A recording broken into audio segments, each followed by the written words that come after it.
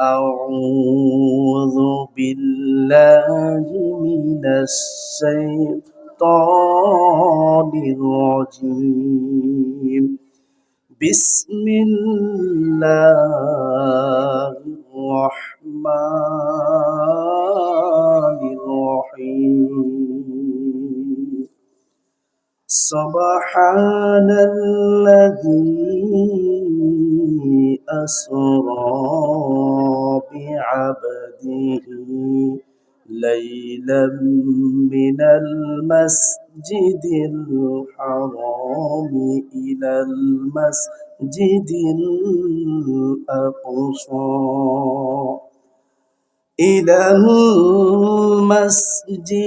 الأقصى الذي باركنا حوله لنريه من آياتنا إنه هو السميع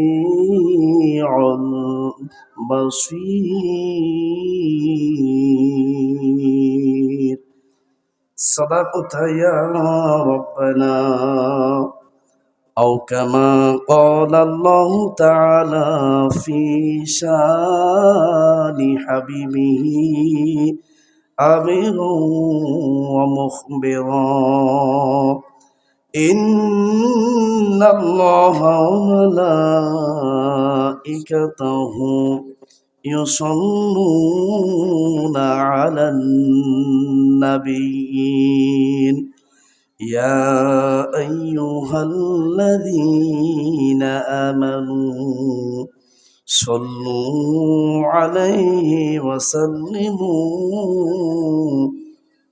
تسليما সকলেই মহব্বতের সহিত ইখলাসের সহিত দুরূদ ইব্রাহিম পড়ুন আল্লাহুম্মা সাল্লি আলা মুহাম্মাদ ওয়া আলা আলি মুহাম্মাদ কামা সাল্লাইতা আলা ইব্রাহিম ওয়া আলা আলি ইব্রাহিম ইন্নাকা হামিদুম মাজিদ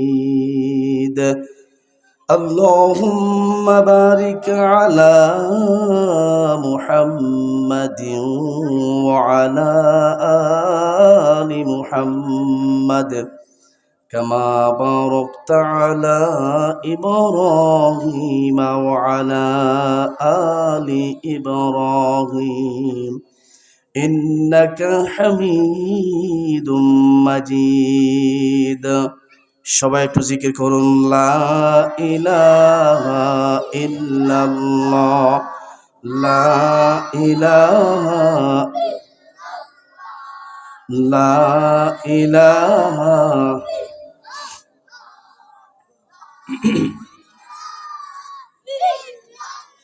লা ইলাহা ইল্লাল্লাহ লা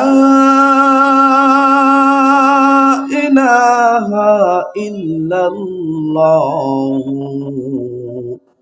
মুহাম্মাদুর রাসূলুল্লাহ সাল্লাল্লাহু আলাইহি ওয়াসাল্লাম। আজকের এই আজিমুশ শান তাফসীরুল কোরআন মাহফিলের যে মনিব আমাদেরকে দুনিয়াবি সব কিছু পিছনে ফেলে মাহফিলে আসার এবং বসার তৌফিক এনায়েত করেছেন, আমরা মস্তক অবনত চিত্তে মনিবের দেওয়া জবান দিয়ে মনিবের শিখানো ভাষায় কালিমাতু শুকরিয়া আদায় করছি। বলুন আলহামদুলিল্লাহ। দুরুদ ও সালাম প্রেরণ করছি মানবতার মহান শিক্ষক আকাই নামদার তাজেদারে মদিনা সরকার দো আলম হযরত মুহাম্মদ। সকলেই বলুন সাল্লাল্লাহু আলাইহি ওয়াসাল্লাম। মাগফিরাত কামনা করছি সমস্ত শুহাদায়ে আত্মার। সম্মানিত উপস্থিতি, আমরা আজকের এই মাহফিলে আসতে পেরে খুশি না বেজার? আসার সুযোগ দিয়েছেন কে? আল্লাহ যদি সুযোগ না দিতেন আমাদের কি আসার সুযোগ হতো? বসার কি সুযোগ হতো? এজন্য আমরা অন্তর থেকে আরেকবার শুকরিয়া আদায় করি আলহামদুলিল্লাহ। সম্মানিত মুআজ্জাজ হাজরিন, আজকের মাহফিলে যে সমস্ত ভাইয়েরা আপনারা উপস্থিত হয়েছেন, যারা আসার সুযোগ হয়েছে, আজকের এই জায়গাটার নাম কোরআনের মসজিদ, ঠিক আছে কিনা? আজকের দিনের পূর্বে এটা ছিল একটা বাড়ির দরজা, ঠিক কিনা? আবার আগামী দিনেও এই জায়গাটার নাম হবে একটা বাড়ির, এটাকে কেউ আর কোরআনের মসজিদ, কোরআনের জলসা, তাফসির মাহফিলের মাঠ বলবে? সুযোগ যা আছে আজকেই নিতে পারেন।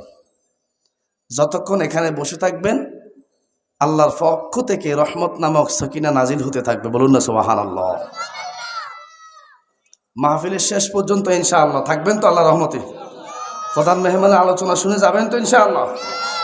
সম্মানিত উপস্থিতি, আমি ব্যাখ্যায় যাব না, ভূমিকায় যাব না।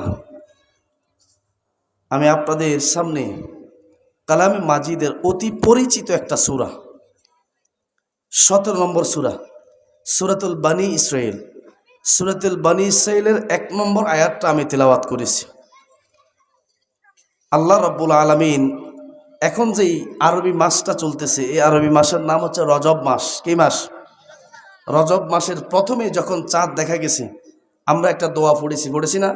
আল্লাহুম্মা বারিক লানা ফি রজাবা ও শাবান ও বাল্লিগনা ও রমাদান। দোয়াটা পড়ছি না আমরা মুনাজাতের মাধ্যমে? একাকিত্বে নামাজের শেষে আমরা এই দোয়াটা পড়ছি না? এই রজব মাসটা হচ্ছে এমন একটা সম্মানিত, এমন একটা মহিমান্বিত মাস। এই মাসে আল্লাহ রাব্বুল আলামিন তার হাবিব জনাব রাসূলুল্লাহ সাল্লাল্লাহু আলাইহি ওয়াসাল্লামকে মেরাজ রজনীতে নিয়েছেন। সবাই মেরাজের নাম শুনছেন না? এটা এই মাসে হয়েছে, রজব মাসে। আল্লাহ পাক তার এক জাগতিক বান্দাকে সপ্ত আসমান, জান্নাত, জাহান্নাম, লৌহে কলম, সিদরাতুল মুনতাহা, পরিশেষে আল্লাহর সাথে কথোপকথন হওয়ার পরে আল্লাহ পাক আবার তার হাবিব রাসূলকে এই দুনিয়াতে পাঠিয়ে দিয়েছেন। আমার প্রিয় উপস্থিতি, খুব লক্ষ্য করেন, বিশ্ব নবী সাল্লাল্লাহু আলাইহি ওয়াসাল্লাম মেরাজ রজনীতে যখন উর্দাকাশে গেলেন, ওই ঘটনাটা আল্লাহ কোরআনের মধ্যে জানিয়ে দিয়ে বলেন, সুবহানাল্লাযী আসরা বিআবদিহি লাইলাম মিনাল মাসজিদিল হারামি ইলাল মাসজিদিল আকসা। আল্লাহ পাক রব্বুল আলামিন জানিয়ে দিয়ে বলেন, তিনি সেই মহান সত্তা, তিনি সেই মহান প্রতিপালক, যিনি তার এক প্রিয় বান্দাকে মসজিদে হারাম থেকে মসজিদুল আকসার মধ্যে নিয়ে গেলেন।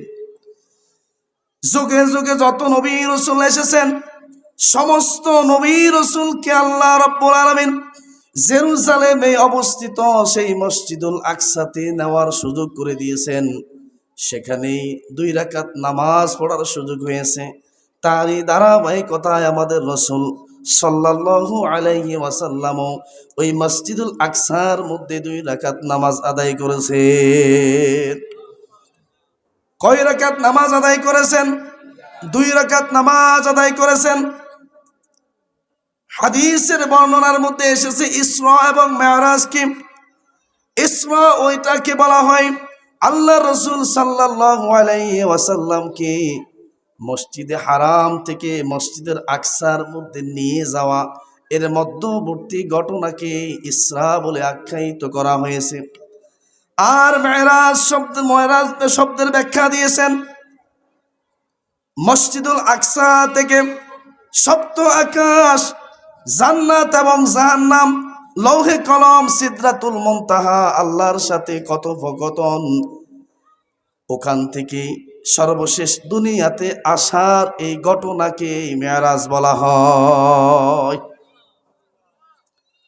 এই লাইলাতুল মেরাজ যদি কোনো ব্যক্তি অস্বীকার করে, মুহূর্তের মধ্যে কাফের হয়ে যাবে, ঠিক কিনা? মেরাজ রজনীর পরের দিন আবু জাহেল এসে মুহাম্মদ সাল্লাল্লাহু আলাইহি ওয়াসাল্লামকে ডাক দিয়ে বললেন, ও মুহাম্মদ, তুমি তো প্রত্যেক দিন নতুন নতুন কিছু কথা আমাদেরকে শোনাও, আজকের দিনে তোমার কাছে নতুন কোনো সংবাদ আছে কি? বিশ্বনবী জবাবে বললেন, ও আবু জাহেল, শোনো, আজকের যেই নতুন সংবাদটা আমার কাছে আছে এটা একটু ব্যতিক্রমধর্মী সংবাদ। ও আবু জাহেল, শোনো, আল্লাহ রব্বুল আলামিন গত রাত্রে আমার সাথে ঘটে যাওয়া যে ঘটনা ঘটে গেছে, রাতের গভীর রজনীতে আল্লাহ রব্বুল আলামিন আমাকে মসজিদের হারাম থেকে মসজিদুল আকসায় নিয়ে গেলেন।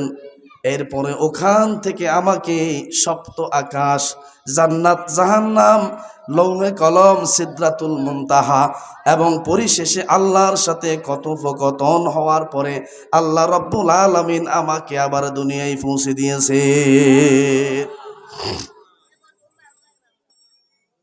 ও আবু জাহেল, শুনো, ঘটনাটা বুঝো তুমি।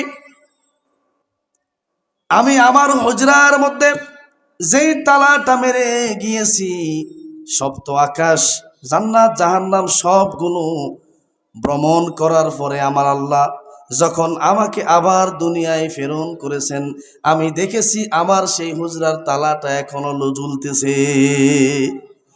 আমি যে অজুর পানি দিয়ে অজু করেছি, আমি সেখান থেকে সবগুলো দেখে আসার পরে আমার সেই অজুর পানিগুলো এখনো শুকায় নাই। আবু জাহেল বললেন, ও মুহাম্মদ, আমরা তো এতদিন জেনেছি তুমি একটা পাগল, আজকে বুঝলাম তুমি একটা বড্ড পাগল। জোরে বলুন নাউজুবিল্লাহ। আমাদের রাসূলের এই মেরাজের কথা কি মিথ্যা? মসজিদে হারাম থেকে মসজিদে আকসা পর্যন্ত যাওয়ার ঘটনা কি মিথ্যা?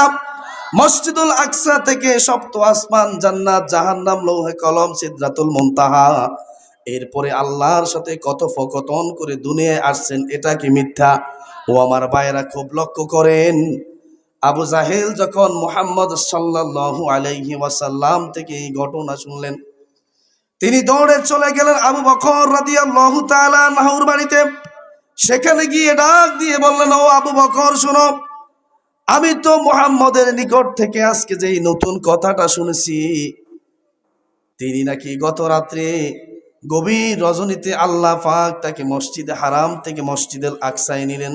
সেখান থেকে সপ্ত আকাশ, জান্নাত, জাহান্নাম, লৌহে কলম, সিদরাতুল মুনতাহা, এরপরে আল্লাহর সাথে কথোপকথনের পরে দুনিয়ায় প্রেরণ করেছেন, আবার পাঠিয়ে দিয়েছেন।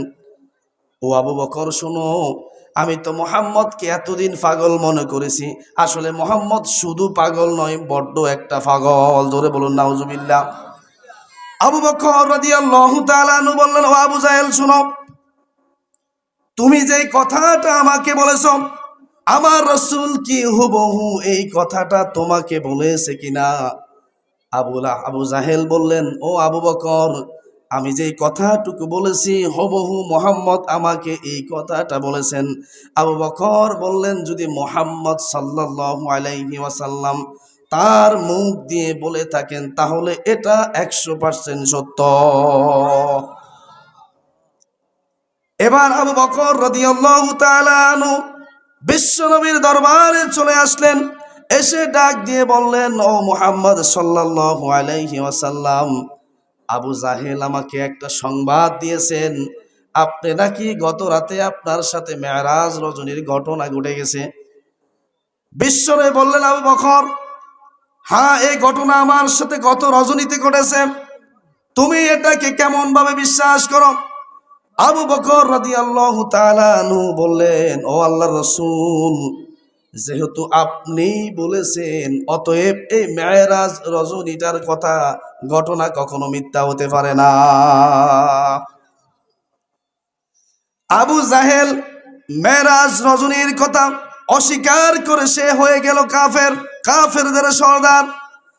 আর আবু বকর রাদিয়াল্লাহু তাআলা আনহু মেরাজ রজনীর কথা বিশ্বাস করার পরে মুহাম্মদ সাল্লাল্লাহু আলাইহি ওয়াসাল্লাম বললেন, ও আবু বকর, আজকে থেকে তুমি আবু বকর নয়, আজকে তুমি আবু বকর সিদ্দিক। এই মেরাজ রজনীর কথা আবু বকর রাদিয়াল্লাহু তাআলা আনহু বিশ্বাস করার কারণে আল্লাহ রসুল বলেছেন, আজকে থেকে তুমি শুধু আবু বকর নয়, আজকে তুমি আবু বকর সিদ্দিক। আজকে থেকে সিদ্দিক উপাধি দিলাম আমি তোমাকে।